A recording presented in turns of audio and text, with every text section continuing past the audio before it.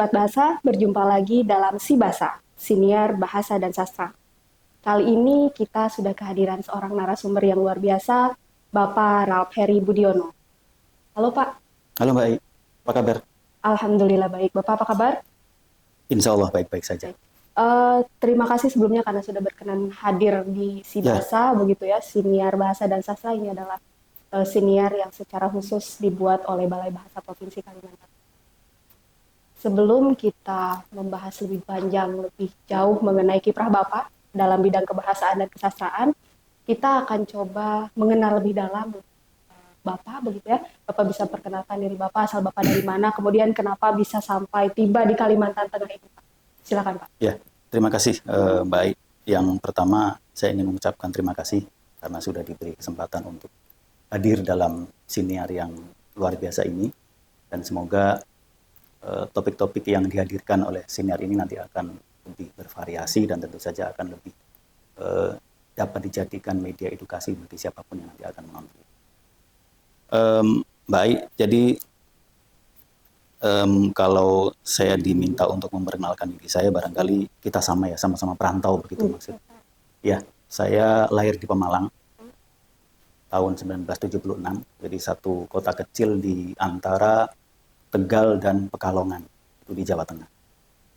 Dan kebetulan tahun 2001 saya lulus dari S1 di Universitas Muhammadiyah Surakarta, dan kemudian pada bulan Oktober kalau tidak salah ada pendaftaran di Pusat Bahasa di Jakarta. Tetapi waktu itu saya mendaftar di Kantor Bahasa Semarang, Kantor Bahasa Semarang. Ya. Dan menariknya, boleh saya cerita sedikit ya? Ya, boleh Pak, banyak juga boleh. Jadi begini, mungkin pada waktu itu belum banyak kantor dan balai bahasa ya, karena saya juga belum tahu sama sekali apa itu balai kantor bahasa. Nah, waktu saya mendaftar di Semarang itu alamatnya sudah pas, saya datang ke titik yang disampaikan di alamat surat itu, tetapi begitu saya datang ke lokasi tidak ada aktivitas apapun di situ. Bahkan papan nama kantor pun tidak ada.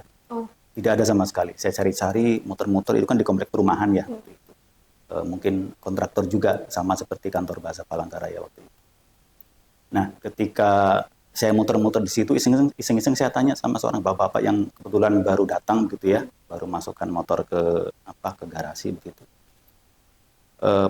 Pak, boleh nanya kantor bahasa Semarang di mana ya?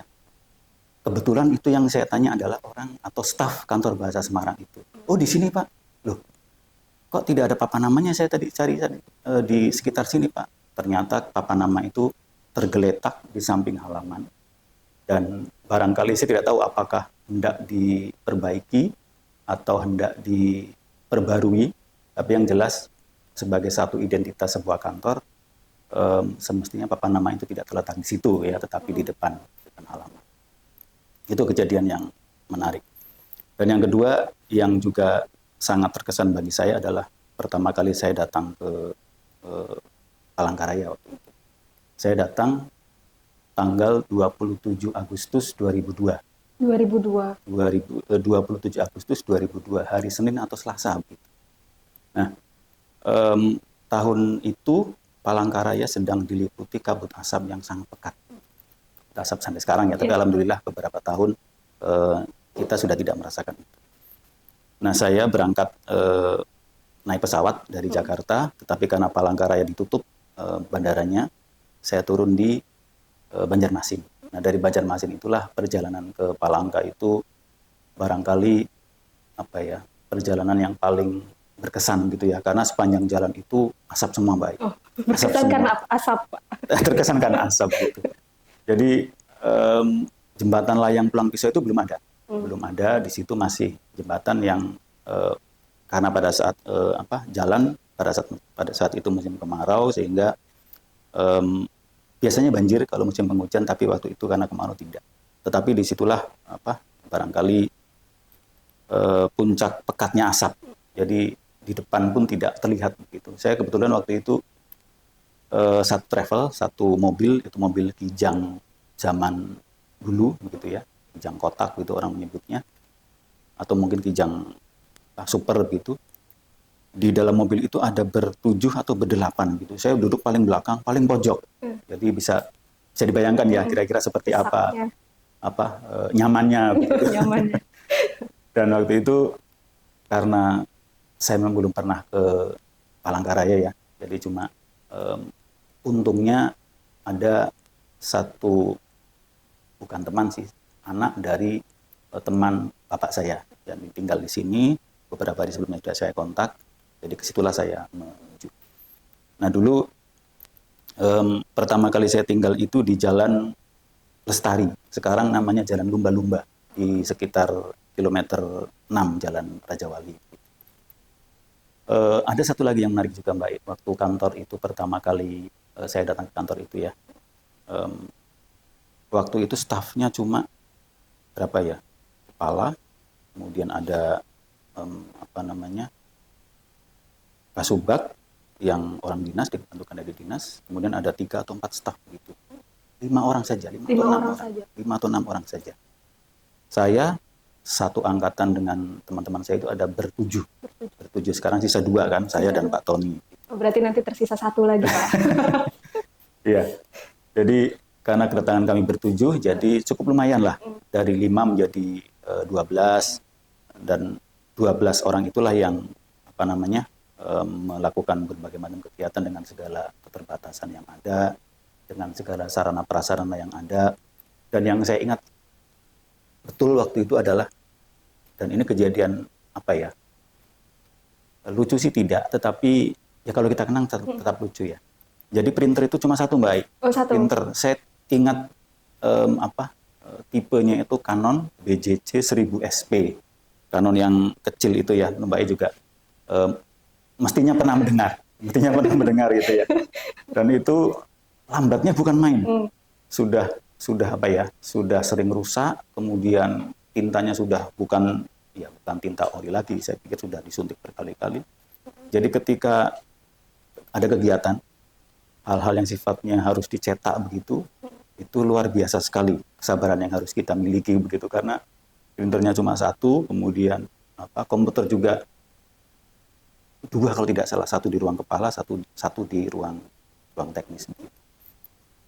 Dan kalau boleh lebih panjang bercerita ya, dulu kain rentang itu tidak seperti sekarang yang dicetak di kain vinil seperti itu.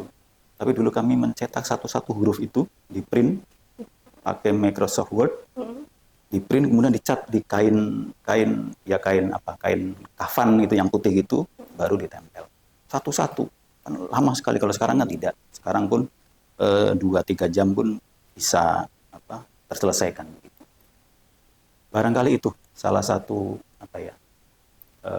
bagian dari perkenalan saya. Iya. Kemudian bagaimana saya datang ke sini, kemudian bagaimana juga kantor waktu itu jadi kontraktor juga dari Jalan Gaya Opus 86, kemudian pindah ke Jalan Guntur, kemudian pindah ke sini. Saat itu juga saya jadi kontraktor juga. Kontraktor juga. Waktu itu setelah dari Jalan Lestari, saya indekos di Jalan ECPR 2, Jalan Anggrek, di belakang Gedung Wanita itu sekitar setahun begitu, kemudian pindah ke Jalan Galaksi, dan ya muter-muter seperti itulah. Tapi itu awal-awal perjuangan bagi diri pribadi maupun perjuangan bagi kantor itu sendiri, karena setelah kantor Bahasa Palangkaraya waktu saya datang, kemudian beberapa tahun setelah itu, tidak lama, 2 atau 3 tahun, dia berubah menjadi Balai Bahasa Provinsi Kalimantan. Hingga sekarang gitu ya Pak? Sampai sekarang. Nah, tadi kan sedikit banyak begitu ya mengenai perjalanan Bapak dari Pulau Jawa ke Kalimantan, ke Palangkaraya. Kalau boleh tahu Pak, kenapa pada akhirnya Pak Budi ini memilih bahasa sebagai bidang yang Bapak geluti begitu, memilih bidang ini? Sebenarnya kata memilih itu kurang tepat sih. Oh, tidak memilih. Tidak ada pilihan. Tidak ada pilihan. Begini, jadi saya itu setelah SLTP itu masuk STM, Mbak. Jadi STM. Oh, anak STM begitu STM. Ya? Berakhir di bahasa? Saya biasa, STM Pak. Gitu. Jadi STM di Pekalongan, dan bukan STM mesin, bukan STM bangunan, STM tekstil, Mbak. Tekstil. Jadi waktu itu masuk tahun 92, kurikulumnya itu 4 tahun. Waktu itu Mendiknasnya namanya, teman-teman dan pemirsa juga mungkin pernah mendengar, Profesor Wardiman Joyonegoro kalau tidak salah ya, Pardiman Joyonegoro. Dan waktu itu untuk sekolah menengah kejuruan, kurikulumnya wajib 4 tahun. 3 tahun pembelajaran, 1 tahun magang di tempat di perusahaan lah. Saya juga seperti itu. 3 tahun sekolah di STM, teori dan seterusnya, 1 tahun magang di perusahaan tekstil. Nah, masuk tahun 92, lulus tahun 96, terbayang ya, pelajaran bahasa itu cuma berapa jam saja di STM. Bahasa Inggris cuma 2 jam, bahasa Indonesia cuma 2 jam. Nah, setelah lulus, saya ada, mungkin orang sekarang menyebutnya gap year gitu ya. Gap year. Saya lulus 96, kemudian gap year saya bekerja juga. Bekerja di pabrik, bekerja sempat juga di Jakarta, beberapa tempat yang lain. Nah, tahun 97, saya mendaftar di Universitas Muhammadiyah Surakarta. Kebetulan mengambil jurusan pendidikan bahasa Inggris. Bukan karena saya pintar bahasa Inggris, bukan saya karena berminat bahasa Inggris, tidak. Karena itulah SPP yang paling murah, Mbak. Oh, SPP yang paling murah. Jurusan dengan SPP yang paling murah. Oh. Gitu. Waktu itu pembayaran SPP-nya itu triwulanan. Jadi 1 triwulan itu 185.000. Saat itu ya? Saat itu tahun 97. Saya tidak tahu sekarang berapa. Jadi karena itu, karena accident yang apa ya,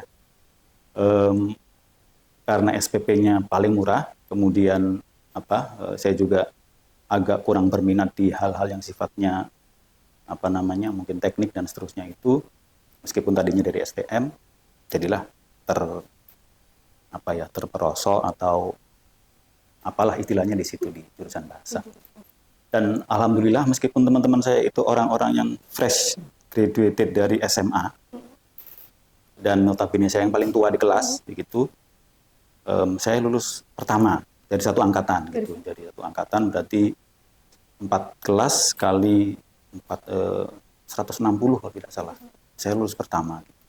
Dan saya waktu itu ketika sidang skripsi, dosen penguji ketiga saya memberikan tantangan gitu.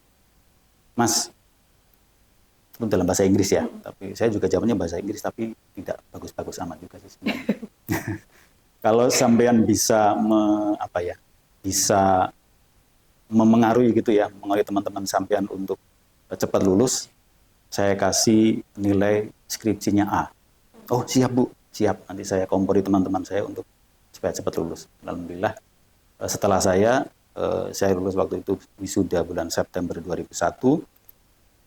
Tahun depannya saya dengar sangat banyak teman-teman di angkatan dan kelas saya yang cepat lulus. Padahal waktu itu dulu kan tidak ada DO Mbak Ai. Jadi mau kuliah berapa tahun di situ pun silakan. Ketika saya kuliah di situ, ada yang angkatan tahun 86 pun masih ada di situ. Dan tidak asal bayar SPP masih tetap diakui sebagai mahasiswa. Tapi sekarang kan mungkin ada kebijakan yang lain. Dan setelah itu saya daftar di pusat bahasa waktu itu ya, karena itu juga satu-satunya pilihan satu-satunya lowongan yang saya pikir cukup make sense ketika saya harus mendaftar begitu. Karena kebetulan saya jurusan bahasa, kemudian ada lowongan sebagai pembantu pimpinan waktu itu di pusat bahasa. Nah, oleh karena itu kalau saya disuruh berbicara tentang bahasa, saya agak ragu, kurang pede, karena saya sadar bahwa fundamental linguistik saya itu kalau boleh dikatakan setipis tisu gitu ya, serapuh kabut pagi gitu. Tiba-tiba jadi sastrawan. Serapuh kabut pagi. Sedikit kena angin, sedikit kena apa juga pasti hancur itu. Karena itu dari STM, kemudian kuliahnya di universitas swasta juga. Tapi ya alhamdulillah sampai sekarang bisa mengikuti, kemudian sambil belajar sana sini, baca sana sini, tanya sana sini. Saya tidak menyebut diri saya pinter, tidak sama sekali. Tapi paling tidak hal-hal yang linguistik yang dasar, insya Allah bisa lah untuk barangkali untuk memberikan mungkin pembelajaran atau hal-hal yang bisa saya beri kepada orang. Ya, seiring dengan perjalanan berarti kalau Bapak bilang 2002 begitu ya datang ke 2002. Palangkaraya ini dan sekarang sudah tahun 2025 kurang lebih Bapak sudah 23 tahun begitu ya 23 dengan tahun. rekam jejak yang pasti juga panjang, banyak hal yang sudah Bapak lakukan dalam bidang kebahasaan. Pada akhirnya hal-hal yang mungkin Bapak rasa awalnya itu tidak apa ya, saya belum punya kompetensi yang cukup begitu pada akhirnya menjadi seorang pakar. Inilah Pak Budi, teman-teman ya sahabat Nasa. Eh, dan berbicara tentang panjangnya tahun Pak Budi berada di Palangkaraya ini, pasti banyak yang sudah Pak Budi lakukan, gitu ya, khususnya dalam bidang kebahasaan dan kesastraan. Mungkin bisa diceritakan Pak, hal-hal apa saja yang sudah Pak Budi lakukan, misalnya dalam penelitian, atau mungkin juga Bapak pernah terlibat dalam penyusunan perda ya Pak, perda Ya. kebahasaan kesastraan di Kalimantan Tengah ini, silakan Pak bisa diceritakan. Ya, jadi dengan segala keterbatasan saya sebagai linguis gitu ya, karena seangkatan saya itu kan orang-orang yang memang dari SMA, dasar bahasanya sudah kuat, kemudian kuliah di bahasa juga, jadi mereka lebih kuat begitu. Tapi saya juga berusaha untuk tetap belajar dan tetap mengikuti apa yang memang harus diikuti. Nah, berkaitan dengan ngapain ya, apa saja yang sudah saya lakukan di selama 23 tahun kurang lebih ya di Palangkaraya ini, saya pikir saya tidak menyebut diri saya kemudian banyak berkarya atau banyak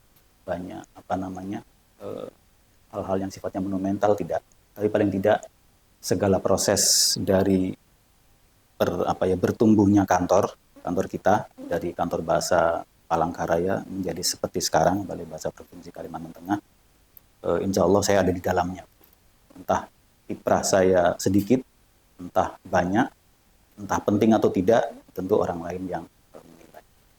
Nah, berkaitan dengan itu, ada beberapa hal yang memang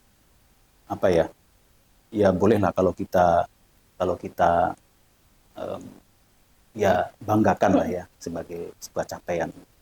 Salah satunya yang tadi Mbak sebutkan adalah masalah perda. Tahun, kalau saya boleh bercerita, tahun 2021 kalau tidak salah ya, 2019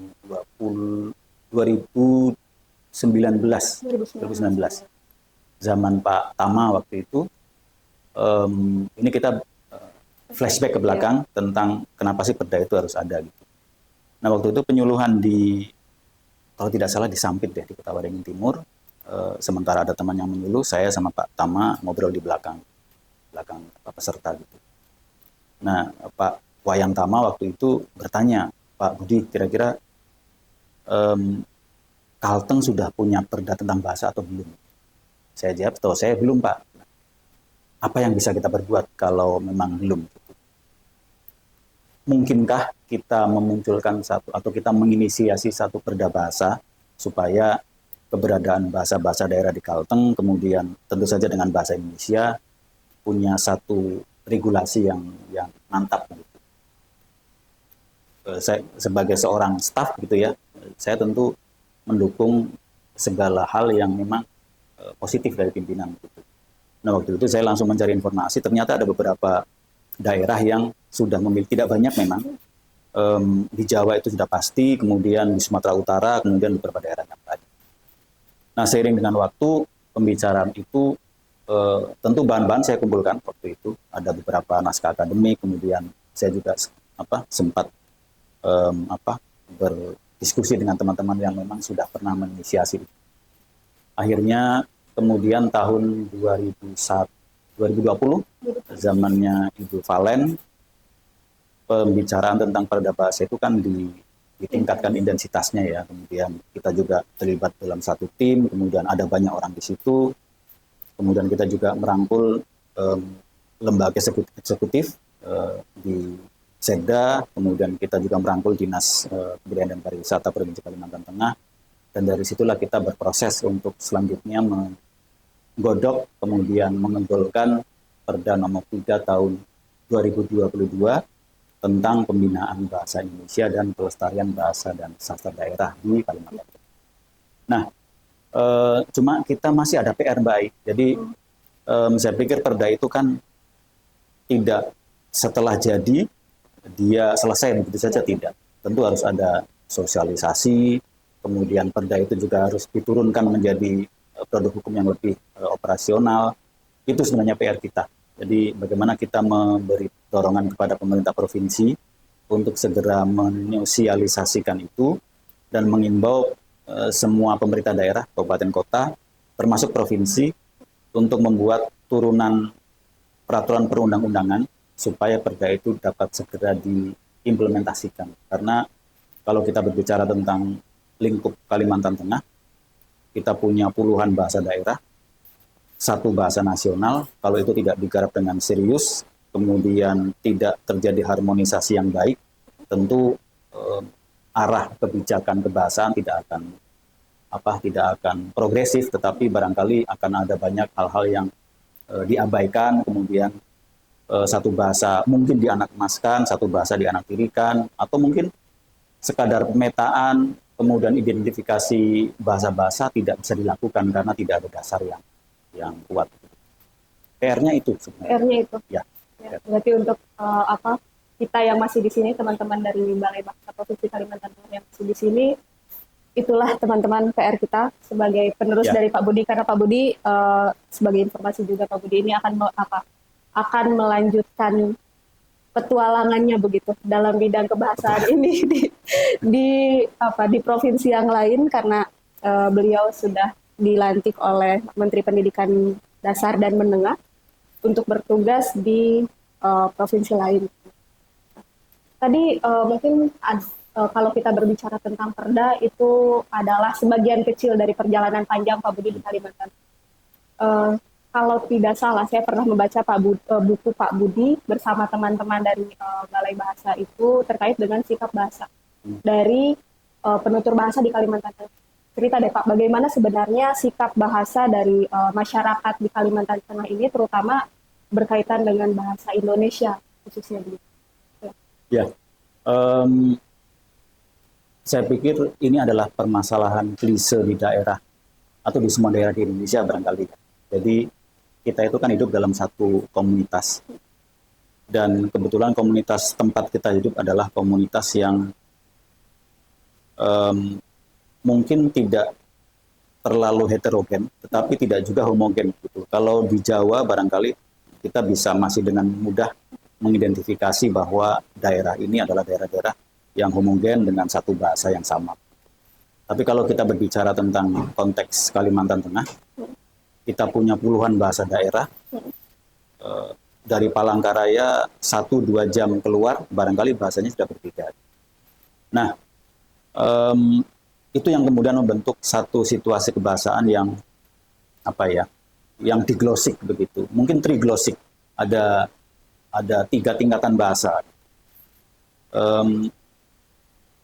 Di satu sisi kita punya satu bahasa nasional, bahasa Indonesia, yang notabene memang sudah ada ketentuan kapan digunakan, di mana, untuk keperluan apa, dan seterusnya. Tapi kita juga tidak bisa menafikan puluhan bahasa daerah yang dituturkan oleh seluruh masyarakat Kalimantan. Nah, pada saat yang sama, bahasa-bahasa pendatang, termasuk bahasa Jawa, bahasa Baai, bahasa Sunda, kemudian bahasa-bahasa yang lain, itu kan juga tidak bisa kita hindarkan. Interaksi itu pasti terjadi. Bahasa Indonesia, bahasa-bahasa daerah di Kalimantan Tengah, bahasa-bahasa pendatang. Nah, itulah yang tadi kemudian ada kaitan yang sangat erat antara bagaimana kita membuat satu peraturan perundang-undangan yang baik, supaya ekosistem kebahasaan di Kalteng ini terbangun cukup baik begitu. Antara bahasa nasional, bahasa daerah, bahasa pendatang itu sebenarnya sudah ada peruntukannya sendiri-sendiri. Nah, yang terjadi sekarang adalah dimanapun kita berbicara konteks Kalimantan Tengah ya, dimanapun kita, dengan siapapun kita berbicara, untuk kegiatan apapun, kita lebih banyak menggunakan bahasa Indonesia. Karena apa? Karena kita berpikiran bahwa bahasa Indonesia lah yang paling aman gitu. Insya Allah kita dan kawan bicara kita memahami itu.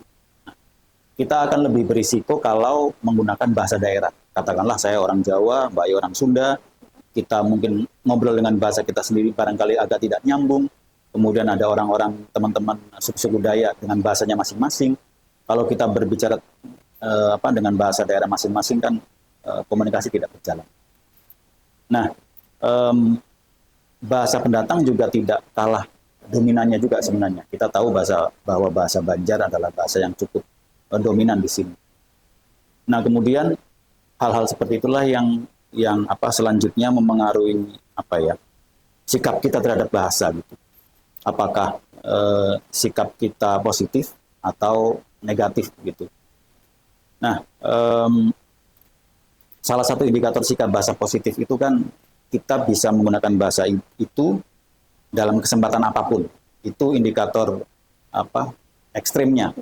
Tapi kita tidak bisa menetapkan itu juga. Tentu kita harus memandang konteks siapa kawan bicara kita, topiknya apa dan seterusnya. Nah, dalam penelitian kami itu sebenarnya untuk bahasa Indonesia kita tidak punya sikap para penutur kita terhadap bahasa Indonesia sudah cukup positif sebenarnya, karena banyak sekali sosialisasi tentang itu, kemudian penyuluhan juga sering dilakukan. Yang harus kita seriusi adalah bagaimana sikap para penutur bahasa daerah ini terhadap bahasanya sendiri, bahasa daerahnya. Kemudian bagaimana pemerintah daerah di satu tempat menyinkronkan, mengharmoniskan entitas-entitas kebahasaan ini supaya dapat hidup berdampingan. Jangan sampai bahasa pribumi, bahasa nasional dan bahasa pendatang itu bersaing, tetapi menjadi sebagai satu kemitraan gitu, supaya berkembang bersama-sama.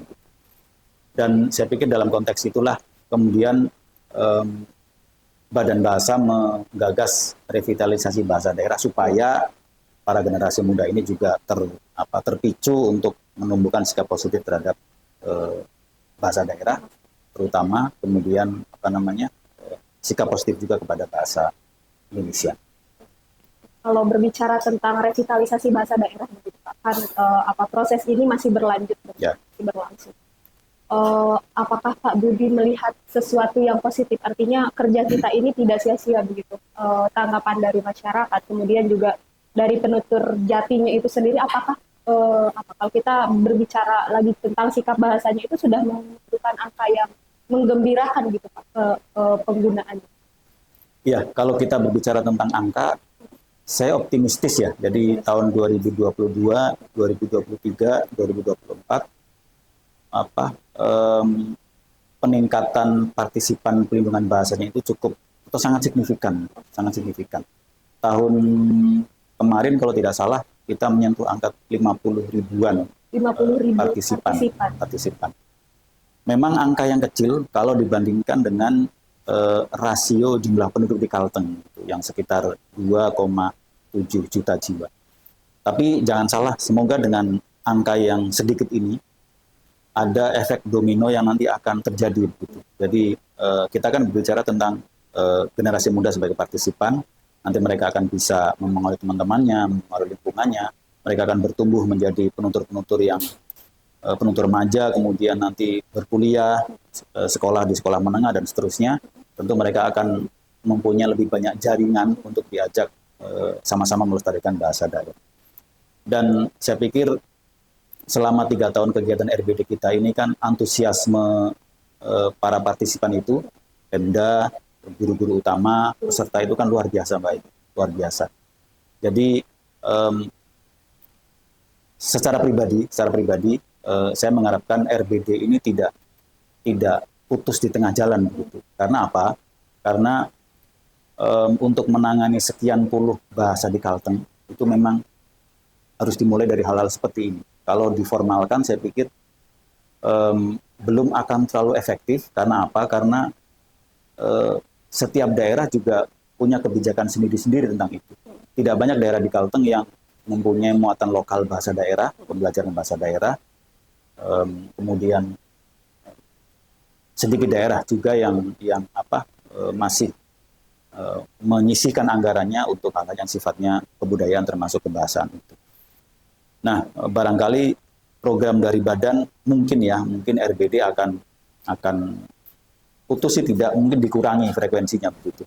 Tetapi yang kita harapkan adalah peran pemerintah daerah tidak kendor, tidak berkurang, karena tanggung jawab pelestarian bahasa dan sastra daerah itu ada di pundak pemerintah daerah. Kita nanti Mbak Ai dan teman-teman tentu harus selalu siap, barangkali mereka minta difasilitasi, mereka minta didampingi dalam pelaksanaan RBD di daerah mereka masing-masing tanpa kegiatan formal dari kita yang kita lakukan. Gitu. Jadi biarlah mereka yang berimprovisasi bagaimana melaksanakan RBD yang paling efektif di daerah masing-masing. Nah, kita tinggal memfasilitasi dengan hal-hal yang mungkin mereka perlukan. Jadi seperti itu ya, sahabat bahasa, bagaimana proses dari revitalisasi bahasa daerah di Kalimantan Tengah ini. Ternyata kalau kita berbicara tentang jumlah partisipannya begitu Pak, masih banyak yang harus kita tambah kalau kita bandingkan dengan jumlah keseluruhan penduduk yang ada di Kalimantan Tengah ini. Nah, kita beranjak, kalau tadi kita berbicara tentang revitalisasi bahasa daerah, saya juga sangat sangat mengetahui begitu bagaimana proses Pak Budi untuk menjadi seorang ahli bahasa, khususnya dalam bidang hukum begitu Pak. Ahli bahasa dalam bidang hukum. Bisa diceritakan Pak bagaimana kalau di Kalimantan Tengah ini apakah cukup banyak, itu cenderung banyak atau seperti apa begitu? Silakan. Ya, lagi-lagi itu satu accident ya, satu kecelakaan begitu. Waktu itu belum saya seriusi benar-benar hal-hal yang terkait dengan bahasa dan hukum ini, tapi yang saya amati Mbak Ai ya, jadi dari tahun ke tahun aduan-aduan tentang dugaan perbuatan kriminal yang berkaitan dengan bahasa itu kan turun cukup drastis. Yang datang ke kita barangkali adalah satu perkara yang memang tidak bisa di RJ-kan, tidak bisa di restoratif justice-kan gitu. Nah, mungkin sekali di luar sana setiap hari masih banyak sekali aduan-aduan tentang itu, tetapi selesai di mediasi, tidak lanjut ke tahap berikutnya. Nah, itu adalah salah satu indikator yang menurut saya cukup baik. Karena apa? Karena masyarakat dengan demikian sudah lebih arif begitu ya untuk menyikapi hal-hal yang terkait dengan bahasa dalam ranah hukum gitu. Jadi begitu mereka mengetahui sesuatu, mungkin berita-berita bohong, fitnah dan seterusnya, mereka akan dengan sendirinya menyimpan berita itu, kemudian memverifikasi, memutuskan kemudian apakah perlu menyebarkan itu atau tidak, kemudian perlu menyimpan itu saja atau tidak dan seterusnya. Dan kemudian indikator yang lain adalah sekarang sudah cukup banyak kok, sudah meningkat cukup baik, artinya kesadaran masyarakat untuk bagaimana menggunakan bahasa secara bijak, terutama di media sosial gitu. Memang masih banyak aduan-aduan, laporan-laporan perkara seperti itu, tetapi sebagian besar selesai dimediasi karena memang kalau boleh saya katakan orang sekarang mungkin menyebutnya ada kata baper dan seterusnya itu ya. Jadi dibilang seperti ini, kemudian diadukan dan seterusnya.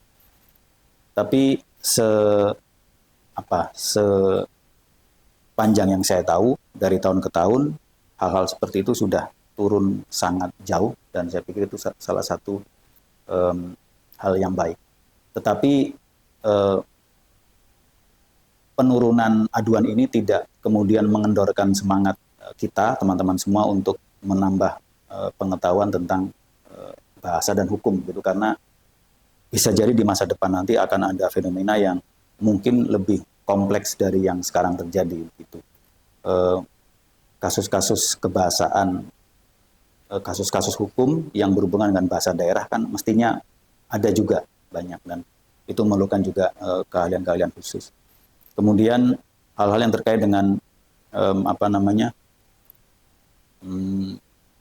plagiasi, kemudian hal-hal tentang berita-berita yang mungkin tidak sekadar sederhana kata dan kalimat, tetapi ada hal-hal yang harus kita kuak, ada hal-hal yang harus kita ungkap supaya analisis kita lebih tajam dan lebih akurat gitu. Dan itu yang mungkin menjadi tantangan bagi teman-teman pada masa yang akan datang. Kalau boleh tahu Pak, selama ini ketika Pak Budi menangani kasus kebahasaan begitu, yang paling sering muncul itu kasus apa Pak? Biasanya. Kasus apa ya? Ya barangkali di media sosial itu baik. Mungkin ada satu orang berkomentar seperti ini, unggah status dan semacamnya. Kemudian ada satu dua pihak yang tersentil, tersindir atau apapun namanya, dan kemudian itu diadukan. Gitu. Itu cukup sering, cukup cukup beberapa tahun kemarin cukup sering terjadi. Tapi ada juga hal-hal yang sifatnya legalitas begitu. Saya pernah beberapa kali menangani kasus-kasus sengketa tanah yang terkait dengan kebahasaan. Gitu. Jadi ada surat tanah tahun berejaan Suwandi, berejaan Van Oyvind begitu.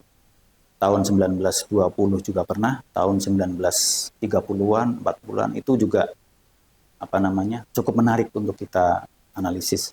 Dan permasalahan seperti itu di Kalimantan Tengah ternyata cukup banyak karena kita masih lahan di Kalimantan Tengah sangat luas gitu ya. Kemudian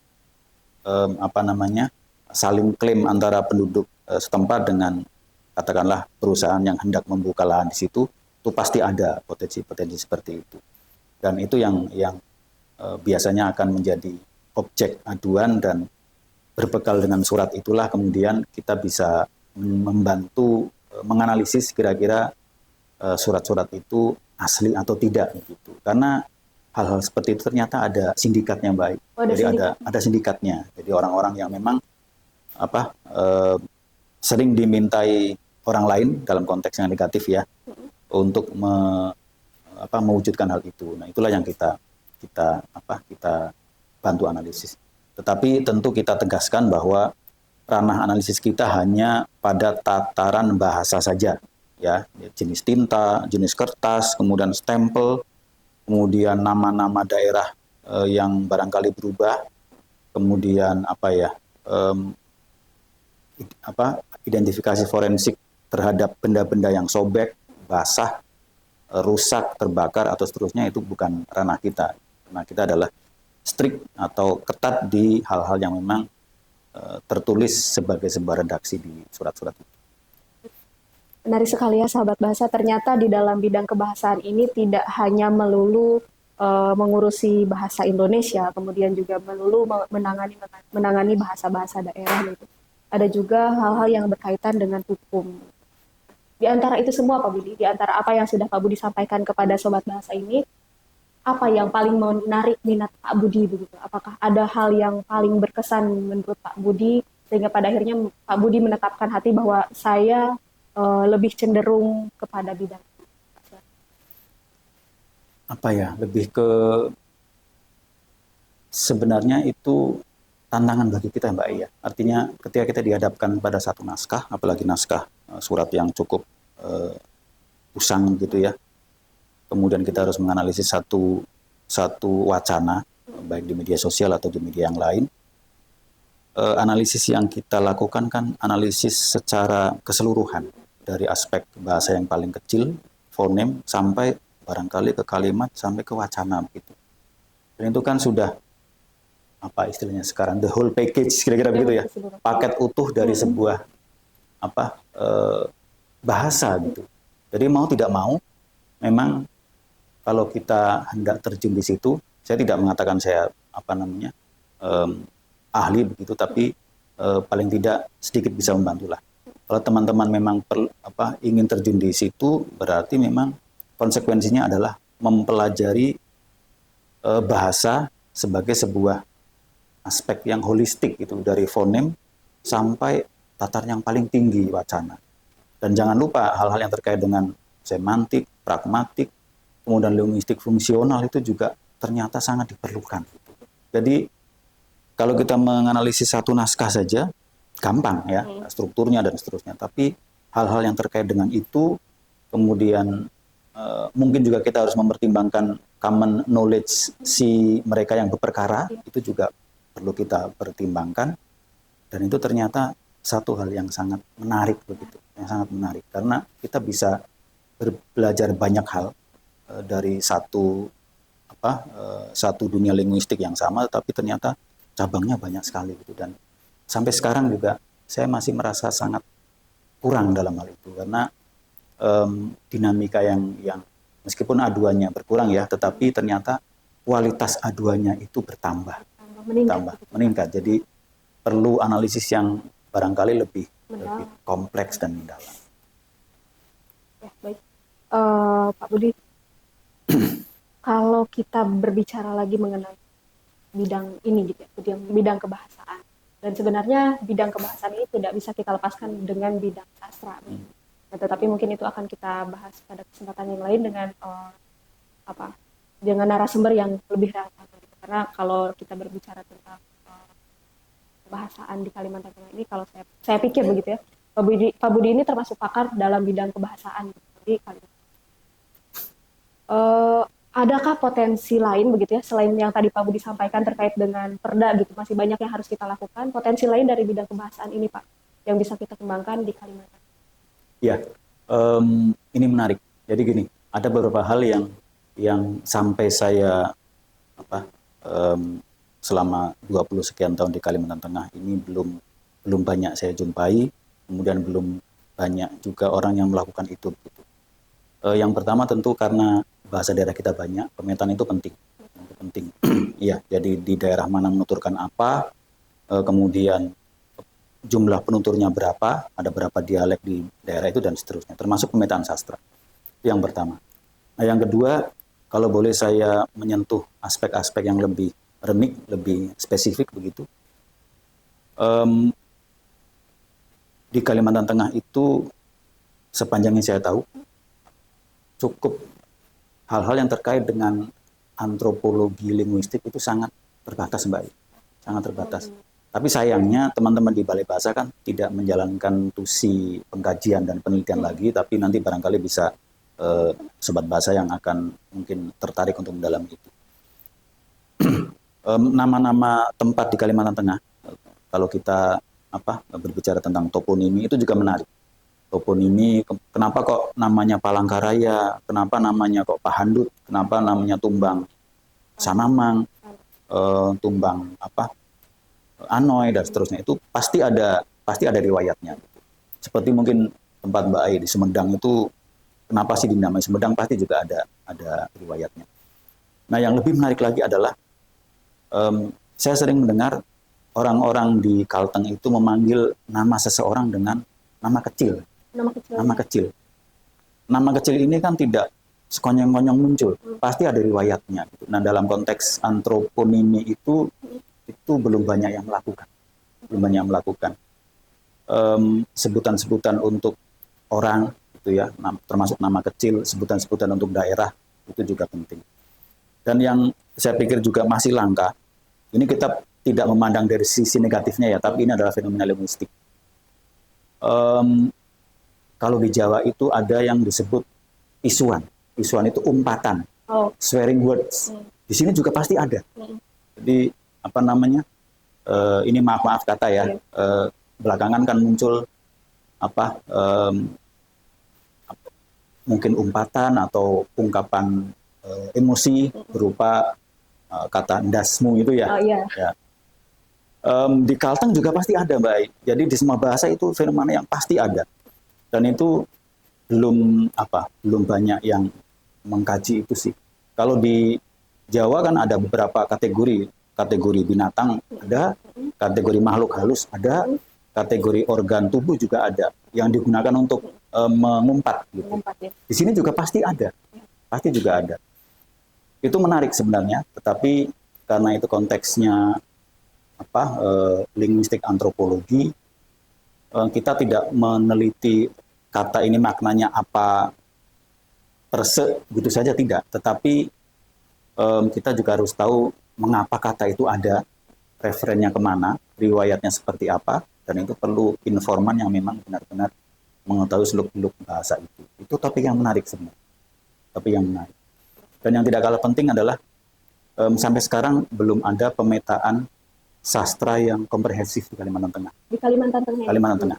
Jadi barangkali sastra di Kalimantan Tengah adalah sastra lisan, ya, tetapi kita cuma mendengar nama-namanya saja, Karungut, Sansana Bandar, Sansana Kayo, tapi pemetaan tentang itu di daerah ini sastranya ini, di daerah ini sastranya ini, maestronya siapa saja itu belum pernah dilakukan. Dan semoga dengan kegiatan peta kebinekaan tahun ini dan tahun-tahun selanjutnya, hal-hal seperti itu akan bisa segera diidentifikasi.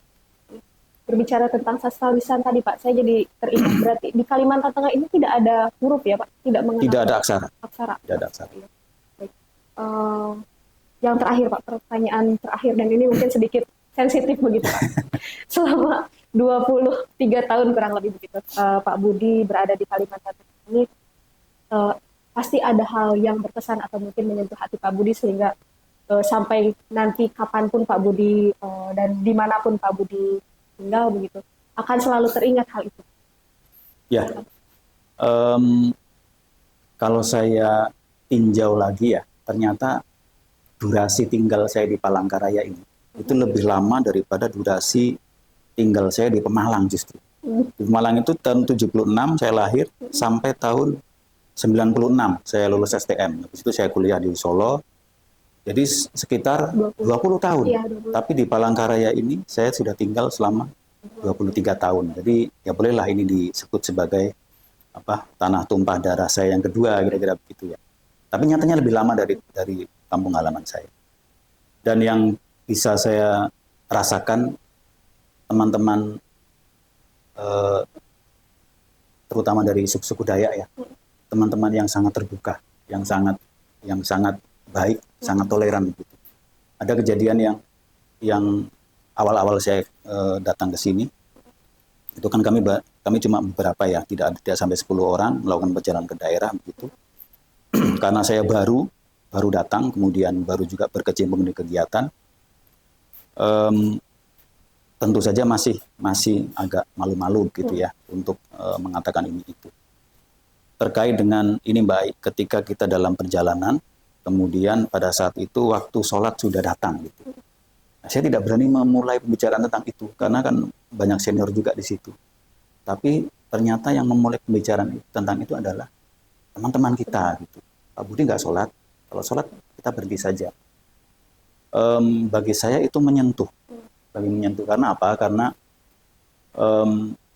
saya nggak berani mengatakan itu, takut barangkali nanti mereka terganggu, mungkin ada yang pengen sampai rumah cepat gitu ya, tapi kok saya minta berhenti untuk sholat kan barangkali terganggu. Tapi ternyata pembicaraan itu datang dari mereka dan saya sangat menghargai itu. Artinya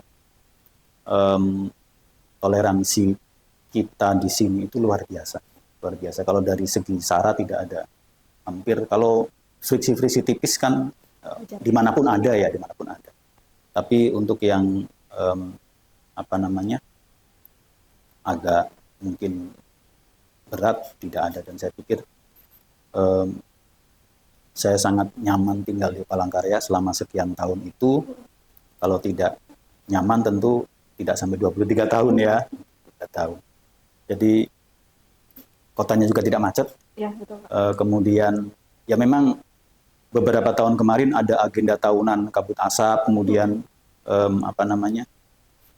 petirnya juga kenceng ya. Karena di Pemalang tidak ada petir sekencang itu sih sebenarnya. Sebenarnya juga tidak ada Pak. Iya, jadi gitu. Tapi pada intinya Palangkaraya dan teman-teman di sini di balai kita adalah orang-orang yang alhamdulillah menyenangkan. Jadi saya bisa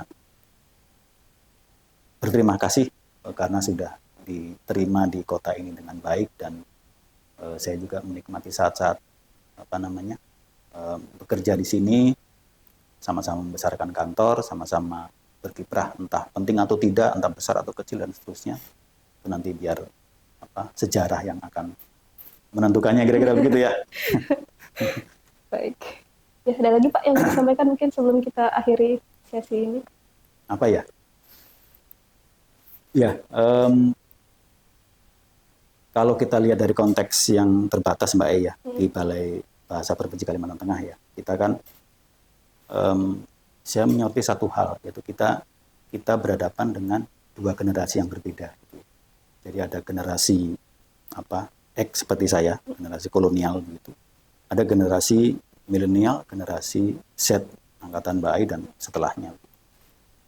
Nah, generasi kami itu kan generasi kerja keras, karena bisanya bekerja, karena tahun itu belum ada hal-hal yang barangkali bisa memudahkan pekerjaan seperti sekarang. Sementara generasi kalian, Mbak Ai dan teman-teman, adalah generasi kerja cerdas gitu. Sudah ada TI, sudah ada berbagai macam perangkat internet yang semuanya bisa memudahkan pekerjaan. Nah, tapi yang tidak bisa kita elakkan adalah pola pikir antar generasi ini kan berbeda ya. Generasi kerja keras, generasi kerja cerdas. Nah, nanti semoga dengan seiring waktu nanti ada dinamika dan harmonisasi yang baik antara generasi kerja keras dan generasi kerja cerdas ini, yang generasi cerdas jangan pelit-pelit bagi ilmu, ya.